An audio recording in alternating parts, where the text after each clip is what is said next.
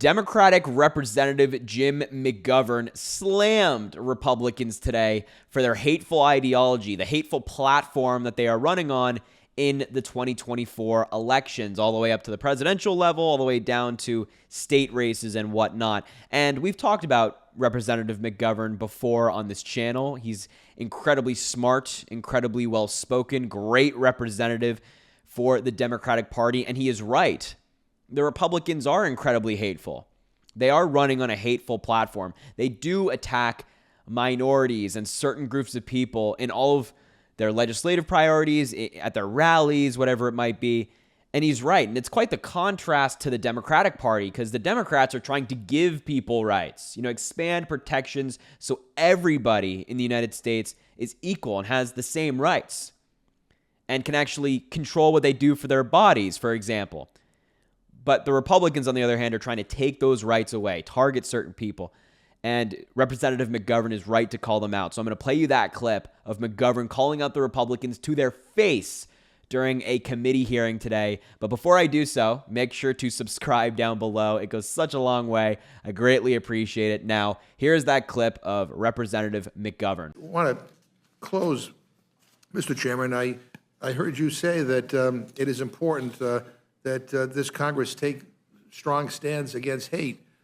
But I'm going to be honest with you. When I look at the agenda of my friends, the anti-LGBTQ agenda, the anti-women's rights agenda, the anti-civil rights agenda, basically trying to undermine our civil rights laws, or the indifference my friends have shown when the former president hangs around with white supremacists like Nick Fuentes. Nothing is said. So this selective outrage is really quite interesting to me. But we should combat hate wherever it is. And again, people will look at this bill and decide whether or not this is the right way to go. But my understanding is that my Republican friends have been working overtime to try to defund the Office on Civil Rights, which I think would be responsible for implementing what is recommended in this bill. Boy, it's interesting. You want to give the office more responsibility on one hand, but you want to underfund them on the other hand.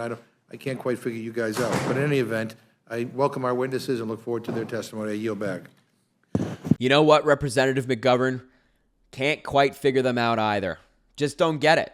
Just don't get it. As he was talking about the offices of civil rights, these different offices and departments they want to defund, but also give them a bigger workload. So those two things just don't really mesh in reality. But yeah, the Republicans are running on this anti-LGBTQ+, anti-women, anti-immigrant platform in 2024. And the examples of this are startling. Just the amount of examples out there. It's undeniable what the Republicans want to achieve. So we're going to look at some of these examples of the Republicans' hate. And look, I want to preface this by saying not all Republicans are awful human beings that just hate people. I don't believe that.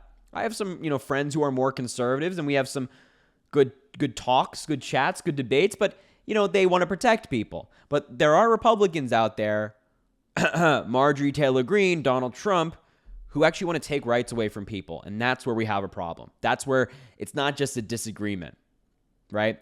So, but here's an example of this. Charlie Kirk, who is one of Donald Trump's top advocates. He has met with Donald Trump before. Trump has complimented him. He called for repealing the Civil Rights Act of 1964. I couldn't even say it with a straight face. What an absurd suggestion. The Civil Rights Act of 1964, expanding rights for people of color, all people in the United States at the time of its inception, during an era of which desegregation was occurring. We had these landmark Supreme Court cases trying to make everybody equal, move the country forward. And now Charlie Kirk's like, no, that whole equality thing isn't really working for me anymore. That's what he's saying. What an insane suggestion.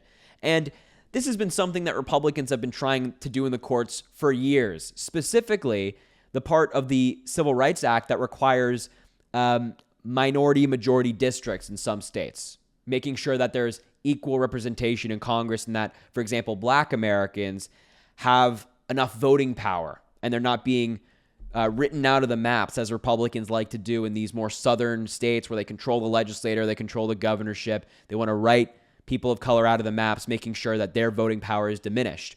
They've been trying to get rid of that for years. They've taken it into courts. They've tried in Congress. And now they're just straight up saying, you know what?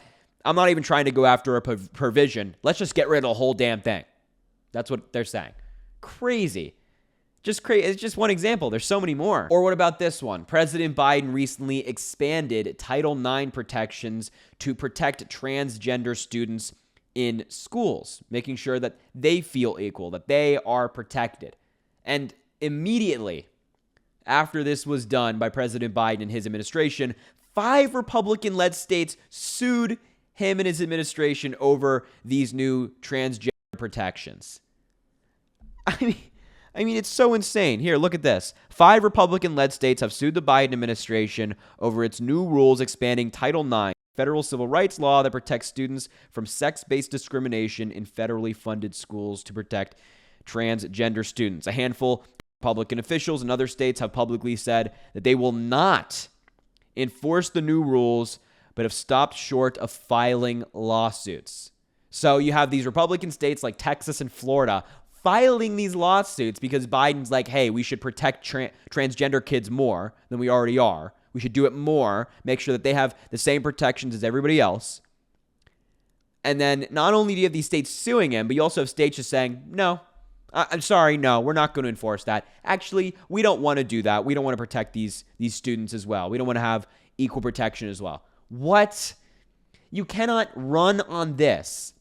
You cannot have this be your objective in an election in 2024 and have this as your record and not claim to be hateful. I'm sorry. You don't get it both ways. You don't get it both ways.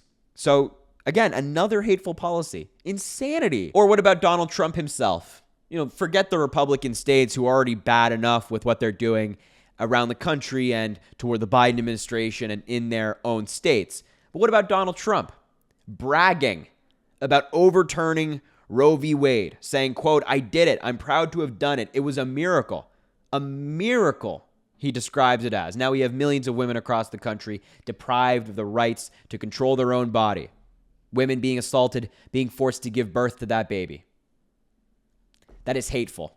And then bragging about it, rubbing it in women's face, calling it a miracle that they no longer have that right, that right is not federally protected everywhere for everyone.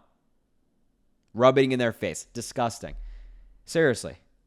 Again, as I just said for the previous topic, you can't run on this and claim to not be hateful, to be accepting, to want rights for people. You can't do that. You can't have it both ways. And the last thing I want to show you is a topic that's been in the news and in politics recently. What about Donald Trump calling immigrants animals? Or saying that immigrants are, quote, poisoning the blood of our country. Rhetoric we heard from Hitler in World War II. Seriously, right out of Hitler's vocabulary. It's unfathomable that this is how we have now a major political party in this country speaking like this about certain groups of people, acting in this way towards certain groups of people, depriving certain groups of people of their well-earned, deserved rights. Yeah, and look, the last thing I want to say about all of this stuff and all these examples, of which there are many more than what I just showed you, is, you know, the hate of the Republican Party is so present, so clear, and it doesn't really get talked enough about in politics because we're so focused on the other insane things that Republicans are doing, or the new crazy theory that Donald Trump came up with last night at 3 a.m. during his nightly Truth Social rant, right? But the hate is there. We see it. And sometimes these lawsuits go under the radar, but they're happening and they're there.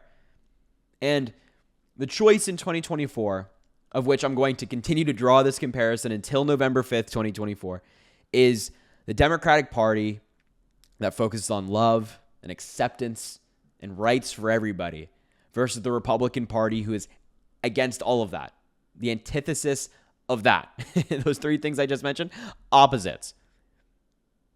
So that's the choice. And I hope that the American people can live up to the moment. I believe we will, but I hope we can do so and live up to the moment and make sure that this hate is not the leading force in our government, and we continue to push forward with love and acceptance with President Joe Biden. So I'll leave the video there. Thank you so much for watching. I greatly appreciate you being here. Make sure to subscribe down below. It goes such a long way. Drop a like on the video, comment, let me know what you think, and I hope you have an amazing rest of your day.